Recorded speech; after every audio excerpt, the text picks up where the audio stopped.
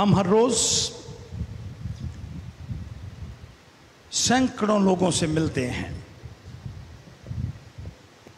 اپنے گھر میں، اپنی گلی محلے میں، بازار میں، شاپنگ مالز میں، اور جہاں جہاں ہم کام کرتے ہیں یا دن کے کسی حصے میں ہم وہاں پہنچتے ہیں، ہم سینکڑوں بلکہ ہزاروں لوگوں سے ملاقات کرتے ہیں۔ جب ہم لوگوں سے ملتے ہیں اور ان کو وہ ہمارے پاس سے گزرتے ہیں یا ہم ان سے بات چیت کرتے ہیں تو ہم ان کی ظاہری حالت کو دیکھتے ہیں اور اس سے ہم اندازہ کرتے ہیں، مختلف قسم کے آئیڈیاز اپنے ذہن میں ہم لاتے ہیں۔ ہم سوچتے ہیں کہ اس کے لباس سے، پہناوے سے ہم اندازہ کرتے ہیں کہ یہ شخص معاشرے میں کیا حیثیت رکھتا ہے، یہ دولت مند ہے یا یہ غریب شخص ہے۔ ہم اندازہ کرنے کی کوشش کرتے ہیں اس کے لباس سے۔ جو پہلا تاثر ہمارے ذہن میں ابھرتا ہے وہ یہی ہے کہ ہم کسی شخص کی حیثیت کا، معاشرے میں اس کی حیثیت کو پرکھنا شروع کر دیتے ہیں۔ ہمارا مائنڈ، ہمارا برین جو ہے یہ خود کار طریقے سے اینالائز کرنا شروع کر دیتا ہے۔ جب ہم کسی شاپنگ مال میں جاتے ہیں تو کسی دکان کی جو بیرونی حالت ہے اس سے ہم اندازہ کرتے ہیں کہ اس دکان کے اندر کیا، کس قسم کا مٹیریل، کانٹینٹ یا مواد یا چیزیں ہو سکتی ہیں۔ ہم لوگوں کو بھی اسی انداز سے دیکھتے ہیں۔ ہم پہلی بات ان کی جو ظاہری حالت ہے اس سے ان کی حیثیت معاشرے میں جو ہے اس کو دیکھنا شروع کرتے ہیں۔ پھر ان کے چہرے کے تاثرات، ان سے ملنے کا انداز، ان کا برتاؤ، ایٹیچیوڈ، بیہیویئر، یہ ساری چیزیں ہمیں دکھاتی ہیں، سکھاتی ہیں۔ ہمارا برین ہمیں بتاتا ہے کہ یہ شخص ایک مہربان شخص ہے، یہ شخص ایک جھگڑالو آدمی ہے، یہ لڑنے والا آدمی ہے، یہ آسانی کے ساتھ متفق ہونے والا شخص ہے، یا یہ ہمارے ساتھ ڈس ایگری کرے گا۔ یہ ساری باتیں ہمارا برین ہمیں بتاتا ہے۔ جو چیزیں ہماری آنکھیں دیکھتی ہیں ان کا عکس وہ ہمارے دماغ کو، برین کو بھیجتی ہیں، اور ہمارا برین ان چیزوں کو اینالائز کر کے ہمیں بتاتا ہے کہ آپ کیا دیکھ رہے ہیں۔ ہزاروں لوگوں کو ہم ہر روز ملتے ہیں اور جو کچھ ہم ان میں دیکھتے ہیں وہ بظاہر ان کی حالت ہوتی ہے۔ جو آیتیں آپ کے سامنے آج پڑھی گئیں ان میں خداوند یسوع مسیح بھی ایک بہت بڑی بھیڑ کو دیکھ رہے ہیں، لیکن وہ ان کو انسانی دماغ، برین اور آنکھوں سے نہیں دیکھ رہے، بلکہ ان کا پرسپیکٹو، ان کا انداز بالکل فرق ہے۔ وہ فرق انداز سے ان لوگوں کو دیکھ رہے ہیں، کیونکہ یہاں پر لکھا ہے، اور جب اس نے بھیڑ کو دیکھا تو اس کو ان لوگوں پر ترس آیا۔ یہاں پر جو لفظ یونانی زبان میں ترس آنے کے لیے لکھا ہے وہ بہت دلچسپ ہے۔ اس لفظ کا مطلب ہے جب آپ کا دل کسی چیز کو دیکھ کر اس کی جانب، اس کی کشش میں مبتلا نہ ہو جائے، آپ کا دل اس کے لیے ترس یا کسی اور جذبے سے بھر نہ جائے۔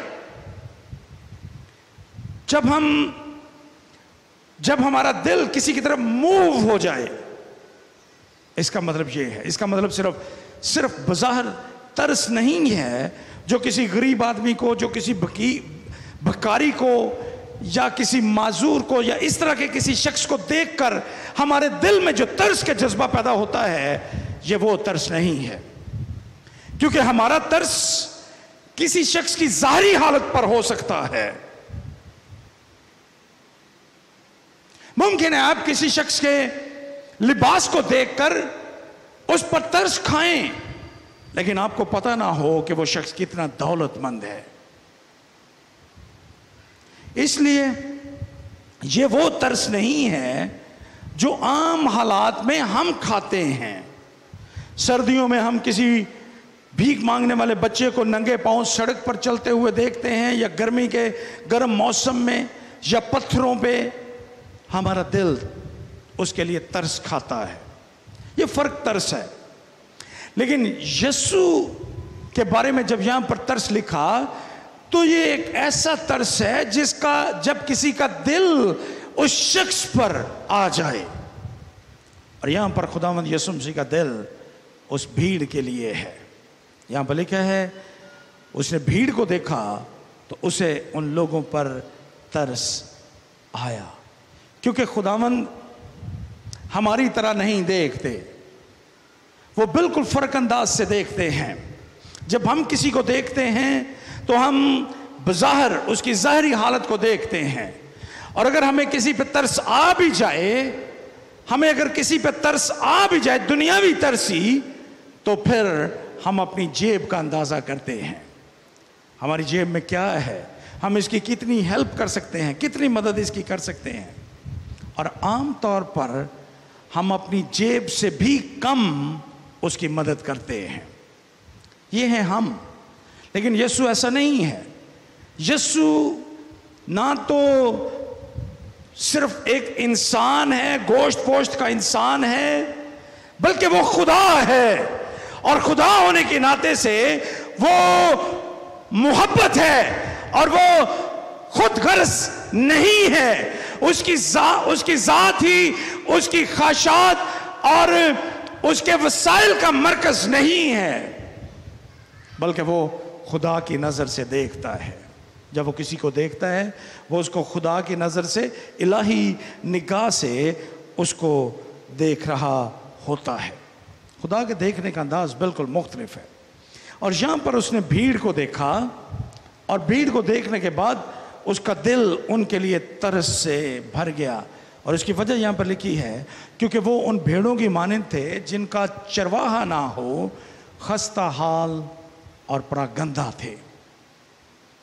یہ ان کی حالت ہے، اور اس کو میں تھوڑی دیر کے بعد آپ کے سامنے بیان کروں گا مزید، لیکن یہاں پر لفظ پراگندہ کو بیان کرنا چاہتا ہوں۔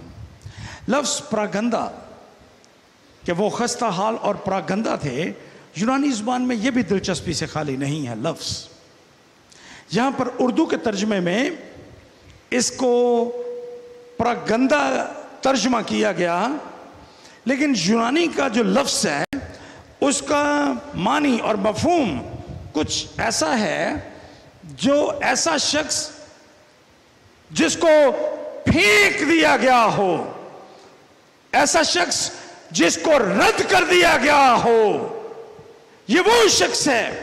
یہ بھیڑ، یہ لوگ یسوع کو ایسے نظر آئے جو رد کیے ہوئے لوگ ہیں، جو بکھرے ہوئے لوگ ہیں، جو کٹے ہوئے لوگ ہیں۔ کٹے ہوئے لوگ ہیں خدا کی بادشاہت سے، یہ کٹے ہوئے لوگ ہیں خدا کی ذات سے، اس لیے ان کو دیکھ کر اس کا دل ترس سے بھر گیا۔ دنیا میں نے جیسا عرض کیا کہ ہم ہزاروں سینکڑوں لوگوں سے ہر روز ملتے ہیں، لیکن ہم بظاہر ان کی حالت پر غور کرتے ہیں، ان کے دل اور دماغ کی حالت پہ آپ نے کبھی نہیں سوچا۔ لیکن ہر وقت ہر شخص دو طرح کی حیثیت رکھتا ہے، ایک جو بظاہر ہم اسے دیکھ رہے ہوتے ہیں، اور دوسرا اس کے دل اور دماغ میں کیا چل رہا ہوتا ہے، وہ بالکل فرق ہوتا ہے۔ ممکن ہے آپ میں سے بہت سے لوگ جو یہاں پر بیٹھے ہیں، میں آپ کو بظاہر یہاں پر بیٹھے ہوئے دیکھ سکتا ہوں، اب میں سے اکثریت ایسے لوگوں کی ہے جو اس وقت میری طرف متوجہ ہیں، لیکن اس کے باوجود کہ آپ میری طرف متوجہ ہیں، مجھے دیکھ رہے ہیں، لیکن آپ کے دل میں کیا چل رہا ہے، آپ کے دماغ میں کیا فلم چل رہی ہے، اس کے بارے میں بالکل نہیں جانتا۔ آپ کے اس وقت جذبات کیا ہیں، آپ کیا سوچ رہے ہیں، کیا آپ کی توجہ خدا کے کلام کی جانب ہے، کیا آپ میری باتوں کو سن رہے ہیں، یا آپ کسی مشکل کا شکار ہیں، آپ اس کے بارے میں غور کر رہے ہیں، آپ کسی مسئلے سے دوچار ہیں اس وقت، آپ اس کے بارے میں غور کر رہے ہیں، آپ اپنے بچوں کے بارے میں سوچ رہے ہیں، یا آپ کسی اور شخص کے بارے میں سوچ رہے ہیں، میں اس کے بارے میں بالکل نہیں جانتا۔ خداوند یسوع مسیح نے جب نظر کی تو اس نے ان لوگوں کے دلوں کو دیکھا، ان کی حالت کو دیکھا، وہ جانتا تھا کہ ان کے دلوں میں کیا چل رہا ہے، وہ کس قسم کی مشکل میں گرفتار ہیں۔ خداوند یسوع مسیح ان کو دیکھتا ہے۔ ہم ہزاروں لوگوں سے ملتے ہیں، لیکن ہمیں ان کی کیفیت کے بارے میں، ان کی روحانی اور ذہنی جذباتی کیفیت کے بارے میں کچھ پتہ نہیں ہوتا کہ اس وقت وہ کس حالت میں سے گزر رہے ہیں۔ ممکن ہے کوئی شخص ہمیں ملے، وہ بظاہر بڑا خوش نظر آ رہا ہو، لیکن وہ اس وقت ہسپتال میں اپنے کسی عزیز کی موت پر اس کے جسم کو لینے کے لیے وہاں پر جا رہا ہو۔ بظاہر وہ ہمیں نارمل نظر آتا ہو، لیکن اس کے اندر کیا چل رہا ہے، آپ اور میں اس کے بارے میں بالکل نہیں جانتے۔ اس دنیا میں تقریباً 7 سے 8 ارب کے قریب لوگ بستے ہیں، اور ان 8 ارب لوگوں میں کچھ لوگ ایسے ہیں جو مسیحی ہونے کا دعویٰ کرتے ہیں کہ وہ مسیحی ہیں۔ باقی کی ساری دنیا اس وقت خداوند یسوع مسیح سے خالی ہے۔ انہوں نے خداوند یسوع مسیح کو قبول نہیں کیا، اور یسوع مسیح کو قبول نہ کرنے کی وجہ سے وہ خدا سے کٹے ہوئے لوگ ہیں۔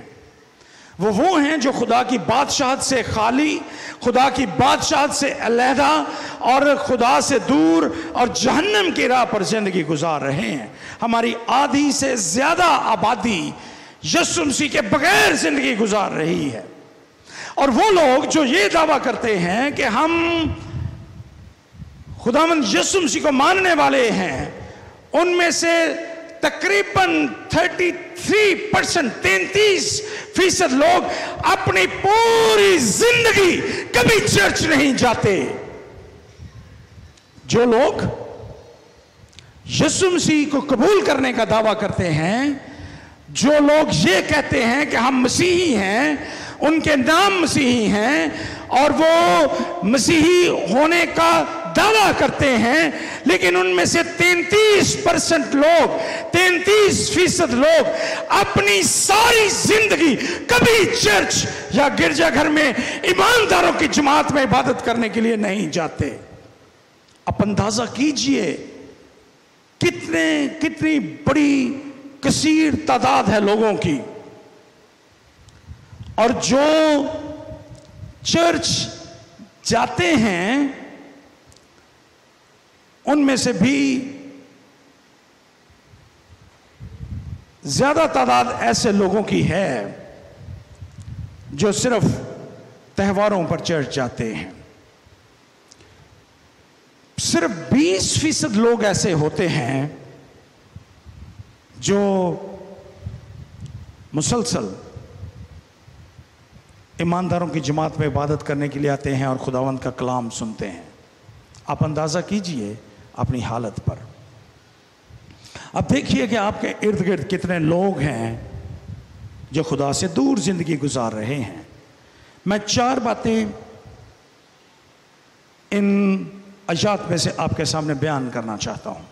پہلی بات تقریباً میں اسی پر ہوں اور اسی کو آپ کے سامنے بیان کر رہا ہوں، اور وہ بات ہے لوگوں کی حالت۔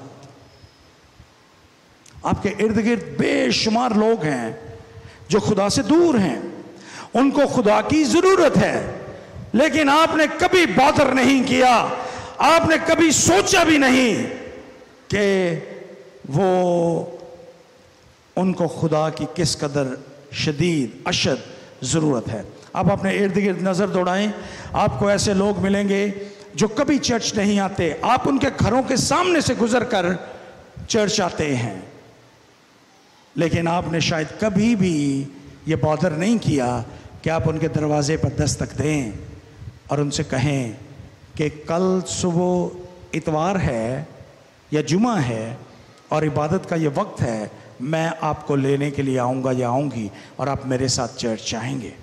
آپ کے خاندان کے کتنے لوگ ہیں جو کبھی گرجا گھر میں نہیں آتے اور آپ نے کبھی بادر ہی نہیں کیا ان سے کہ آپ سختی کے ساتھ، نرمی کے ساتھ ان سے کہیں کہ وہ عبادت میں شریک ہوں۔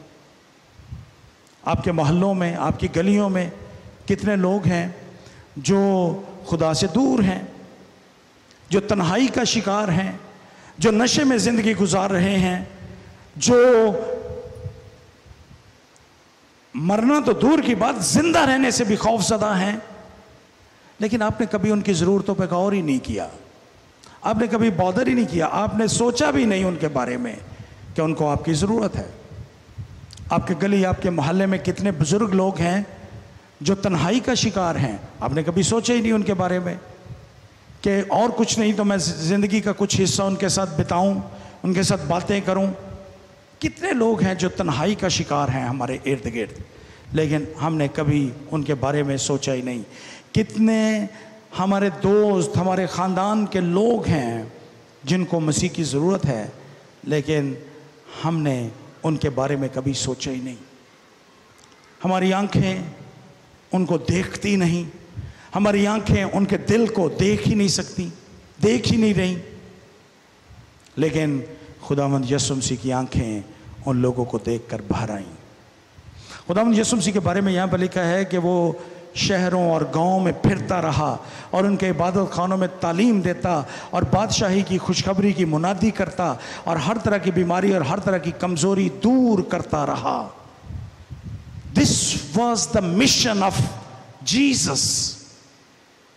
یہ خدا کا مشن ہے جس کو وہ پورا کر رہا ہے، رسالت جس کو وہ جتنے برس اس دنیا میں رہا وہ اس رسالت کو پورا کرتا رہا، حتیٰ کہ جس دن وہ پکڑوایا گیا اس دن بھی وہ سارا دن اپنے شاگردوں کے ساتھ منادی کرتا رہا، اور شام کو اس نے اپنے شاگردوں کے ساتھ فسح کھائی اور ان کو تعلیم دی، اور اس کے بعد وہ پکڑوایا گیا۔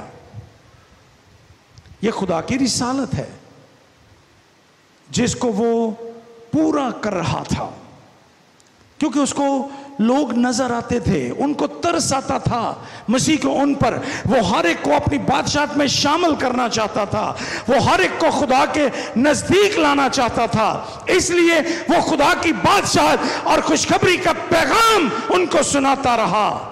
ہم دعویٰ کرتے ہیں کہ ہم ایماندار ہیں، ہم دعویٰ کرتے ہیں کہ ہم نے یسوع کو قبول کیا ہے، ہم دعویٰ کرتے ہیں کہ ہم خدا کی بادشاہت کے وارث ہیں، لیکن ہمارے دلوں میں ان لوگوں کے بارے میں جو خدا سے دور ہیں، جو مسیح کو جانتے نہیں، ان کے لیے ذرا برابر بھی ترس نہیں ہے۔ ہم یہ دعویٰ کرتے ہیں کہ ہمارے دل نجات کی راگنی سے معمور ہے، لیکن ہم اس خوشی کو، اس خوشخبری کو، اس نجات کو ان لوگوں کو تک جو اس سے واقف نہیں ہے ان تک پہنچانا ہی نہیں چاہتے۔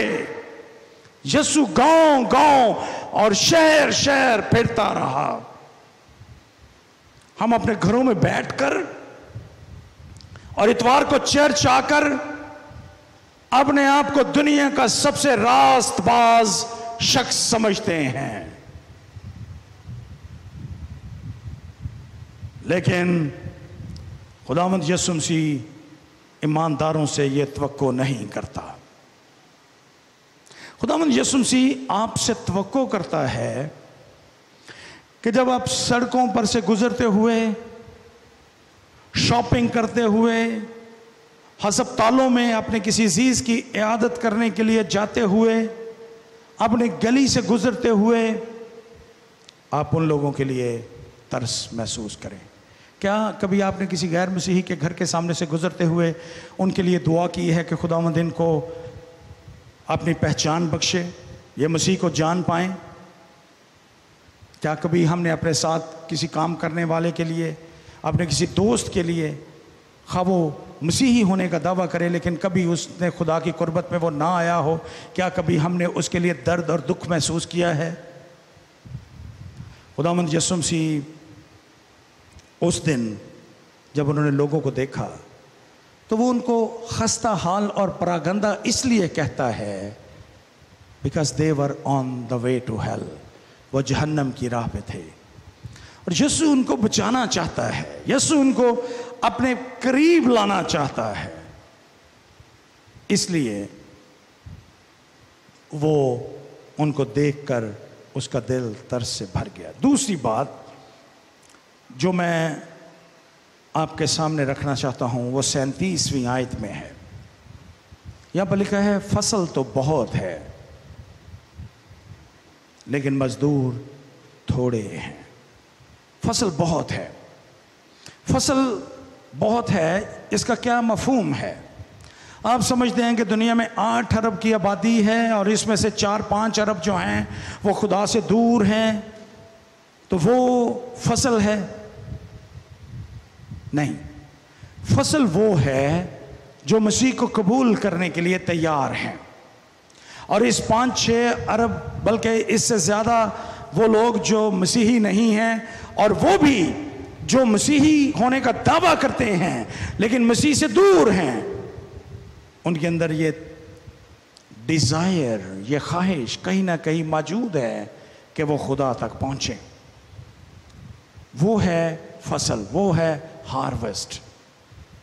بہت سے لوگ ہیں جو چرچ آنا چاہتے ہیں، بہت سے لوگ ہیں جو مسیح کو قبول کرنا چاہتے ہیں، بہت سے لوگ ہیں جو خدا کی بادشاہت کے وارث بننا چاہتے ہیں، لیکن وہ ہچکچاتے ہیں، وہ ڈرتے ہیں، اور ان کو کسی نہ کسی شخص کی ضرورت ہے جو ان کو اس راستے پہ لا سکے، اور وہ آپ بھی ہو سکتے ہیں۔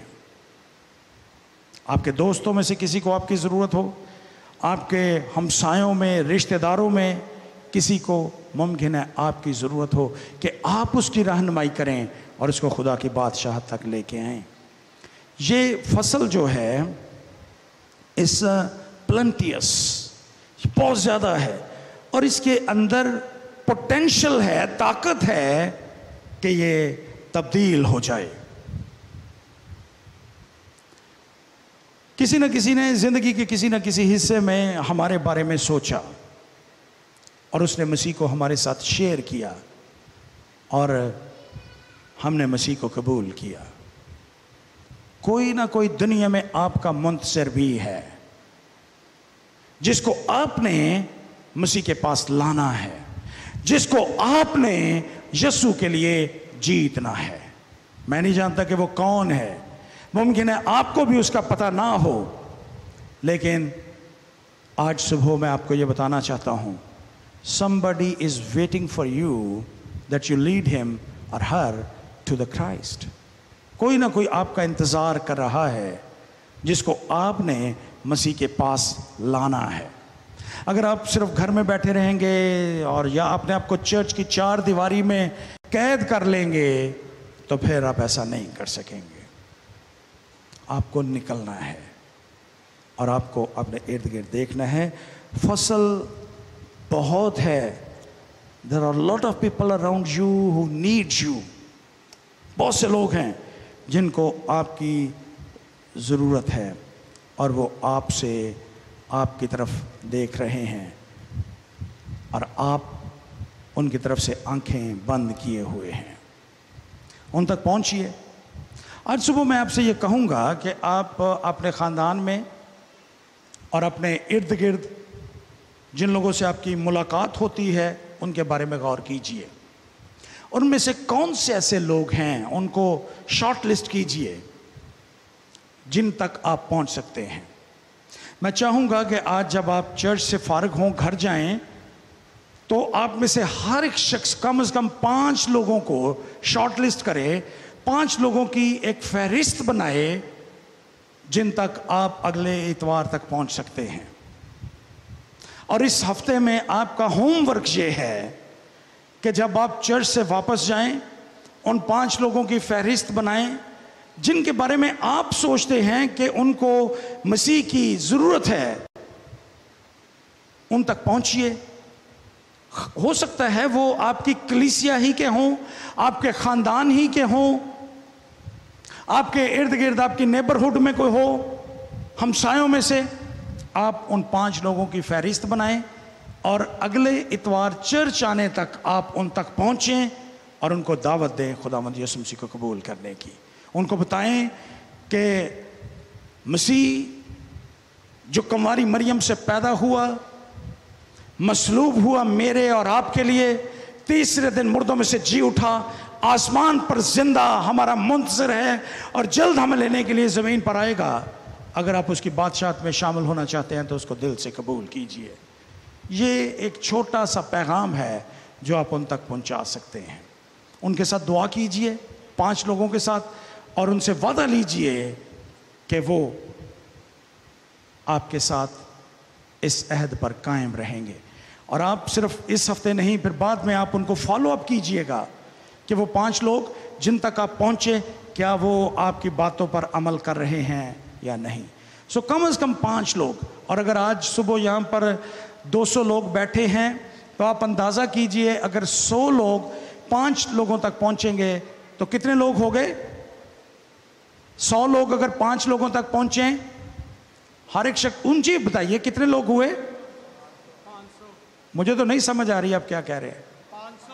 500. اور اگر 200 لوگ پہنچیں گے تو پھر کتنے, ذرا بلند آواز سے.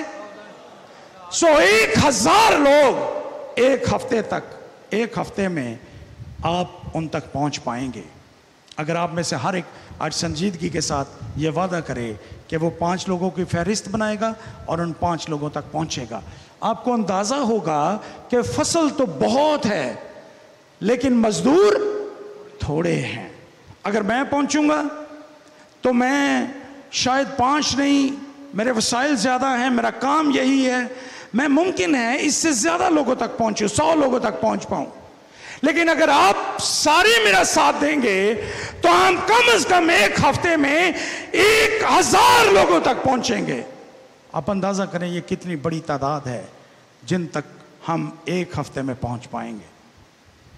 سو آئیے وعدہ کریں ہم اس بات کا کہ ہم 5 لوگوں تک پہنچیں گے. تیسری بات یہ جو میں آپ کے سامنے بیان کرنا تیسری بات کہ جب خداوند یسوع مسیح نے اس بھیڑ کو دیکھا تو پراگندہ اور خستہ حال تھی, لیکن ان تک پہنچنے میں ایک مشکل تھی اور یسوع کو وہ مشکل بھی نظر آ رہی ہے جس کا وہ بیان کرتے ہیں یہاں پر. اس نے کہا فصل تو بہت ہے لیکن مزدور تھوڑے ہیں, مزدور تھوڑے ہیں, یہ مشکل ہے. اس کی وجہ کیا ہے؟ اس کی وجہ یہ ہے کہ خداوند یسوع مسیح نے جب اپنے اولین شاگردوں کو چنا تو آپ جانتے ہیں اس نے ان سے کیا کہا تھا.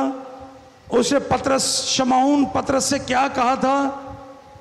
تو ماہی گیر ہے لیکن میرے پیچھے آ تو میں تجھے آدمگیر بناؤں گا, لوگوں کو پکڑنے والا اور ان کو خدا کی بادشاہت میں لانے والا بناؤں گا. لیکن آپ تھوڑی دیر کے لیے ذرا اس السٹریشن پر, ان الفاظ پر غور کیجئے.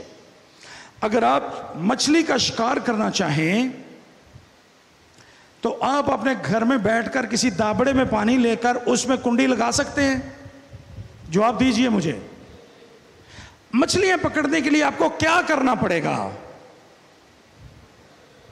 ہاں, نہر پہ جانا پڑے گا یا کسی ایسی جگہ پر جہاں پہ مچھلیاں ہیں وہاں پر آپ کو جانا پڑے گا. پہلے آپ کو گھر میں بیٹھ کر اینالائز کرنا ہے, آپ نے سوچنا ہے کہ کہاں پر مچھلیاں, منگلا ڈیم میں مچھلیاں ہیں یا ہیڈ خانکی میں مچھلیاں ہیں یا کینچر جھیل میں مچھلیاں ہیں, کون سی جگہ ہے جہاں پہ مچھلیاں موجود ہیں. اور آپ یہ فیصلہ کریں گے کہ جہاں مچھلیاں زیادہ ہیں آپ وہاں پر جائیں. تاکہ آپ واقعی مچھلیاں پکڑ سکیں. سو مچھلیاں پکڑنے کے لیے ضروری کیا ہے کہ آپ جہاں پہ مچھلیاں ہیں وہاں پر جائیں. وہاں پر جائے بغیر آپ مچھلیاں پکڑ نہیں سکتے. آپ سوچتے ہیں کہ گندم کی فصل پک کر تیار ہو چکی ہے اور آپ اپنے گھر میں بیٹھ کر سوچیں کہ یہ کٹ کے آپ کے گھر میں پہنچ جائے, تو کیا یہ ممکن ہے؟ جب تک کاٹنے والے اس کھیت میں نہیں پہنچیں گے جہاں پر گندم یا فصل پک کر تیار ہوئی ہے, آپ فصل کاٹ نہیں سکتے. جب آپ کو یسوع نے کہا کہ میں تمہیں آدمگیر بناؤں گا, تو اس کے کیا مفہوم ہے؟ کہ آپ گھر بیٹھ کر لوگوں کو یسوع کے پاس لا سکتے ہیں؟ جی بتائیے, آپ کو کیا کرنا ہے پھر؟ آپ کو وہاں جانا ہے جہاں پر وہ لوگ ہیں جن کو آپ نے یسوع کے لیے قائل کرنا ہے. اچھا, میں آپ کو یہ بتانے کی کوشش کر رہا ہوں کہ گھر بیٹھ کے آپ فون نہ کیجئے کہ جی آج ذرا آپ میرے پاس آئیے, ہمارے گھر میں نے آپ سے کوئی بات کرنی ہے. آپ کو جہاں مچھلیاں ہیں وہاں پر جانا ہوگا. مجھے کئی دفعہ لوگ کہتے ہیں کہ آپ یہ بشارتی خدمت پہ بہت پیسہ خرچ کرتے ہیں, بہت سا پیسہ آپ خرچ کر دیتے ہیں. یہ پیسہ آپ کسی چرچ کو دیں, کسی جگہ پہ نیا چرچ بنا دیں, غریبوں کی مدد کر دیں, تو یہ پیسہ کچھ قیمت کام آ سکے گا. ان کے نزدیک بشارت پہ جو پیسہ ہم ضائع لگاتے ہیں وہ ہم ضائع کر دیتے ہیں. لیکن میرے خیال ان لوگوں سے بالکل مختلف ہیں. میرے نزدیک it's worthy to go to the people who need Jesus Christ. میرے نزدیک ان لوگوں تک پہنچنا زیادہ اہم ہے جن کو یسوع کی ضرورت ہے. اس دنیا کی ضرورتیں تو اس دنیا میں ہیں, ایک دن آئے گا چاہے ہم غربت میں ہوں, چاہے ہمارے پاس دولت کے انبار ہوں, ہمارے گھر دولت سے اور خوراک سے بھرے ہوں, ہمارے جسم پر خوبصورت لباس ہو, لیکن ایک دن آئے گا جب ہم اس دنیا سے انتقال کر جائیں گے اور یہ خوراک, یہ لباس, یہ سہولتیں, یہ گاڑیاں, یہ گھر ہمارے کسی کام نہیں آئیں گے. صرف یسوع آپ کے کام آئے گا, ایمان آپ کے کام آئے گا, جس کو لے کر آپ یسوع تک, خدا کی بادشاہ تک پہنچیں گے. سو کیا یہ اہم ہے کہ ہم لوگوں کو کے گھروں کو اناج سے بھر دیں, یا یہ بہتر ہے کہ ہم ان لوگوں کے دلوں میں ایمان کی جوت جلا دیں تاکہ جب وہ اس دنیا سے جائیں تو وہ خدا کی بادشاہت کے وارث ہوں؟ میرے نزدیک دوسری بات زیادہ اہم ہے. آپ کو پتہ ہے کہ ایک دن خداوند یسوع مسیح کھانے کے لیے شمعون کے گھر میں تھے. شمعون پطرس نہیں, شمعون فریسی اس کے گھر میں تھے. تو ایک خاتون نے بیش قیمت عطر سے یسوع کے پاؤں دھوئے اور اپنے بالوں سے پونچھنے لگی. یہودا اسکریوتی نے, جو خزانچی تھا, خزانچیوں کے دل ایسے ہی ہوتے ہیں, وہ سوچنے لگا, اس نے فوری طور پہ کیلکولیشن کی کہ یہ عطر کتنے کا ہوگا, اور اس کو اندازہ ہوا کہ یہ تو ہزاروں روپے, آج کی مالیت کے اعتبار سے یہ ہزاروں روپے اس کی قیمت ہے. اس نے فوراً اپنے دل میں سوچا, اس نے یہ پیسہ ضائع کر دیا یسوع کے قدموں پر. اس کے پاؤں پہ اس نے اس عطر کو ڈال کر یہ پیسہ ضائع کر دیا. لیکن آپ کو پتہ ہے یسوع نے کیا کہا تھا؟ یسوع نے کہا, جتنی محبت اس کے دل میں میرے لیے تھی اس نے اس کو ظاہر کیا ہے. شمعون, میں تیرے گھر میں آیا, کسی نے میرے پاؤں نہیں دھلوائے, میرے ہاتھ نہیں دھلوائے, لیکن اس نے میرے پاؤں کو عطر سے دھویا ہے.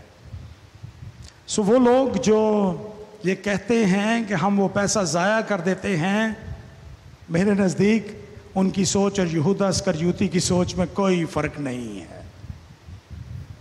میرے نزدیک یہ بہت اہم ہے کہ ہم روحوں کو یسوع کے لیے جیتے, ہم ان تک انجیل کی منادی کریں. اور ایک اور بات میں آپ کو بتانا چاہتا ہوں, ہمارا کام صرف بیج بونا ہے. کلام میں لکھا ہے ایک بیج بونے والا نکلا اور اس نے بیج بویا.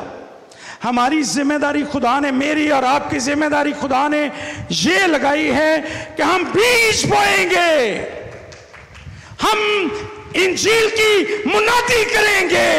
یہ ہماری ذمہ داری. تبدیل کرنے کی ذمہ داری میری اور آپ کی نہیں ہے, وہ ذمہ داری خدا کے پاک روح کی ذمہ داری ہے. اور بیج بونا کوئی آسان کام نہیں ہوتا. اگر آپ بیج بونے کی مشکل دیکھنا چاہتے ہیں تو زبور نمبر 126 دیکھیے. زبور نمبر 126 میں یہ لکھا ہے, ہنجواں دے نال رو رو کے جو بیج ہیں بیج دے, بیج دا چک کے ذخیرہ روندا ہویا جاندہ ہے. ہم مشکلات میں سے گزرتے ہیں, ہمیں دھمکیاں ملتی ہیں جب ہم انجیل کی منادی کرتے ہیں. یہ کوئی آسان کام نہیں ہے. ہم ہمیشہ خوف کی حالت میں جاتے ہیں, آنسوؤں کے ساتھ بیج بوتے ہیں, لیکن ایک دن آئے گا جب ہم خوشی کے ساتھ اس فصل کو کاٹیں گے. جب لوگ خدا کی بادشاہت میں یہ کہیں گے کہ ہم ان کی وجہ سے ہم نے مسیح کو قبول کیا, ان کی وجہ سے ہم نے یسوع کا نام سنا, انہوں نے زندگی میں پہلی مرتبہ ہمیں مسیح کے بارے میں بتایا تھا, اس وقت ہمارے دل پر خوشی دے نال بے شک پریاں چک کے آوے گا. وہ دن ہمارے لیے خوشی کا دن ہوگا. اور یہ دن میں آپ کی زندگی میں بھی دیکھنا چاہتا ہوں. آپ بیج بوئیں لوگوں کی زندگیوں میں اور خدا ایک دن آپ کو اس کا اجر دے گا. چوتھی اور آخری بات جو میں آپ کے ساتھ بیان کرنا چاہتا ہوں وہ یہ ہے کہ مسیح خداوند نے ان سے کہا, پس فصل کے مالک کی منت کرو, منت کرو, پرے ٹو گاڈ, خدا سے دعا کرو کہ وہ مزدور بھیجے فصل کے لیے. میں اس بات کی اہمیت کو سمجھتا ہوں کہ جب کوئی بھی منادی کرے, منادی کے کام کے لیے جائے, مشن ورک پہ جائے, اس کے لیے دعا کی جائے اور لوگوں کے لیے دعا کی جائے. دعا کے بغیر آپ لوگوں کو جیت نہیں سکتے. میں مستقبل میں دیکھتا ہوں کہ ہمارے چرچ میں ایسے لوگوں کا ایک گروپ ہو جو صرف اور صرف رسالت کے لیے, لوگوں کو جیتنے کے لیے دعا کرے. شاید آج ہی ہمیں اس کی ضرورت ہے کہ جب ہم آج آپ سے میں یہ وعدہ لے رہا ہوں کہ آپ میں سے ہر ایک شخص 5 لوگوں تک پہنچے گا, تو ہمیں کچھ ایسے لوگوں کی بھی ضرورت ہے جو اس پورے ہفتے میں آپ سب کے لیے دعا کریں کہ خداوند آپ میں سے ہر ایک کو وہ 5 لوگ مہیا کرے, وہ 5 لوگ آپ کی بات کو دلچسپی سے سنیں, اور وہ 5 لوگ اس ہفتے کے آخر میں آپ کو یہ خوشخبری سنائیں کہ ہم یسوع کو قبول کرتے ہیں اور ہم آپ کی بات ماننے کے لیے تیار ہیں. ہمیں اس مقصد کے لیے دعا والے لوگ چاہیے تاکہ وہ آپ کے لیے, آپ میں سے ہر ایک کے لیے دعا کریں, آپ اس فصل کو کاٹ سکیں. دعا is very important. خدا تاریخ کے ہر ایک حصے میں, دنیا کے مختلف حصوں میں بیداری بھیجتا ہے, اور کئی مرتبہ یہ بیداری ورلڈ وائڈ, عالمگیر سطح پر ہوتی ہے. 1856 دنیا کی تاریخ میں ایک بڑا اہم سال ہے. اس سال ہندوستان میں لوگ برطانوی راج سے آزاد ہونے کے لیے آزادی کی جنگ لڑنے کی تیاری کر رہے تھے, اور دنیا میں, پوری دنیا میں مسیح کو ماننے والے لوگ انتہائی کم ہوتے جا رہے تھے. بہت کم لوگ بڑے بڑے ملکوں میں جو مسیحی ہونے کا دعویٰ کرتے تھے، امریکہ جیسے ملک میں بھی بہت کم لوگ عبادت کے لیے جمع ہوتے تھے. گرجا گھر خالی ہو چکے تھے، کوئی عبادت کے لیے نہیں آتا تھا. یہ حالت تھی. اور ہمارے ملک میں، پاکستان اور ہندوستان میں جنگ آزادی کی تیاری ہو رہی تھی. لیکن انہی سالوں میں خدا ایک بہت بڑی بیداری لانے والا تھا. نیو یارک میں، امریکہ میں کچھ لوگوں نے دعا کرنے کا فیصلہ کیا، اور ایک شخص جس نے یہ دعا کرنے کے لیے تحریک کا اعلان کیا، اس نے کہا کہ ہم ہفتے میں ایک دن، بدھ والے دن دعا کریں گے، شام کو 6 بجے. 6 بج گئے، وہ گرجا گھر میں دعا کرنے کے لیے پہنچا. کوئی اور شخص وہاں پر نہیں تھا. وہ انتظار کرتا رہا.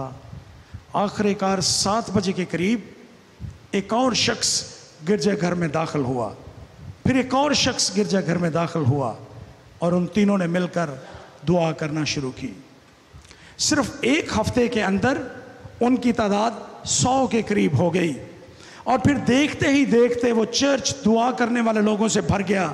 اور اس کے بعد صرف 1 سال میں 1857 میں جب اس ملک میں جنگ لڑی جا رہی تھی آزادی کی، امریکہ کے شہر نیو یارک میں یکا یک 2 لاکھ سے زیادہ لوگوں نے چرچ کی ممبرشپ لی، اور چرچ بھر گئے لوگوں سے. اور پھر انہی سالوں میں 1856 میں امریکہ کے پریسبٹیرین چرچ نے اینڈریو گارڈن کو ہندوستان میں منادی کرنے کے لیے بھیجا، اور وہ ہندوستان کے بڑے شہروں سے سفر کرتا ہوا سیالکوٹ میں پہنچا. اور 1857 میں پہلا شخص جس نے نارووال زفروال کے علاقے میں، تت نام کا شخص، اس نے مسیح کو قبول کیا، اور وہ پہلا پھل تھا جس کے نتیجے میں آج پورے پاکستان میں لوگ گرجا گھروں میں بھرے ہوئے ہیں، اور لوگ مسیح کے کلام کو سننے کے لیے آتے ہیں. یہ وہ سال تھا جب عالمگیر پیمانے پر بیداری وقوع پذیر ہوئی. اور پھر 1904 کا سال آ گیا. 1904 میں ایک شخص نے یہ رویا دیکھی کہ ہمیں پورے ہندوستان کے مسیحیوں کو سال میں کم از کم 1 مرتبہ ایک جگہ پر جمع کرنا چاہیے. اس کا نام دواگو ہائیڈ تھا. وہ دعا کرتا رہا، لوگ اس کے ساتھ مل گئے، وہ گھٹنوں کے بل دعا کرتا رہا، اور بالآخر 1904 ستمبر کے مہینے میں انہوں نے سیالکوٹ کنونشن کا آغاز کیا. اور آج 115 سے زائد سال ہو چکے ہیں کہ ہر سال اسی شہر سیالکوٹ میں اور اسی جگہ جہاں اس کا آغاز ہوا تھا، ہزاروں لوگ پورے پاکستان سے وہاں پر جمع ہوتے ہیں دعا کرنے کے لیے. ان کو اس بات سے کوئی غرض نہیں ہوتی کہ کون کلام سنا رہا ہے، کیسا انتظام ہے، لیکن وہ وہاں پر جاتے ہیں تاکہ وہ وہاں پر جا کر خدا ان کے کلام کو سنیں. یہ بیداری کا ایک اور سال تھا 1904 جب بیداری آئی. اور میں یہ سوچتا ہوں کہ خدا کرے کہ 2021 اور 2022 یہ ہمارے وطن میں بیداری کے سال ہوں. ہم ایک دوسرے سے کشمکش میں رہنے کی بجائے خدا کے نام کی منادی کرنے کے لیے تیار ہوں. ہم ایسے لوگوں کو سپورٹ کریں جو انجیل کے مناد ہیں، اور ہم ان کی مدد کریں، ان کے ساتھ کھڑے ہوں. شرارت کرنے والوں کے لیے نہیں، بلکہ انجیل کے مناد ان کے ساتھ کھڑے ہوں. اور ہم یسوع کے نام کو اپنے ملک کے طول و عرض میں پھیلا دیں. کتنے غیر مسیحی بھی ہیں اور مسیحی بھی ہیں جن کو آپ کی ضرورت ہے، جن کو خداوند یسوع مسیح کا نام سننے کی ضرورت ہے. خداوند آپ کی طرف دیکھ رہے ہیں، اور وہ چاہتے ہیں کہ یہاں پر ایک دعائیہ گروپ قائم ہو جو رسالتی خدمت کے لیے خاص طور پر بیداری کے لیے دعا کرے. اور ہمارے چرچ میں تو ہر روز صبح عبادت ہوتی ہے. میں اس عبادت کا انتظام کرنے والوں سے، ایلڈر ولبر صاحب یہاں پر بیٹھے ہیں، پادری مبشر اللہ شاید اس وقت نہیں ہیں لیکن وہ میری آواز کو سن رہے ہیں.